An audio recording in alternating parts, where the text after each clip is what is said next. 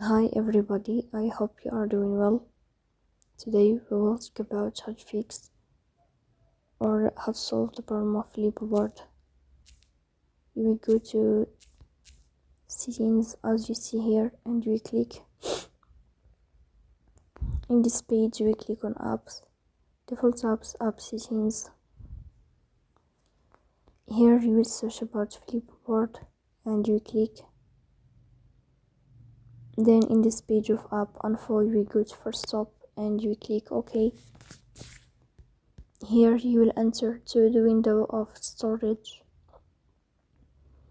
Then we click on clear cache. In the end you will turn off your phone and you will wait a moment to restart your phone again to fix that problem. So that's all. Don't forget to support us by like and subscribe. See you next time.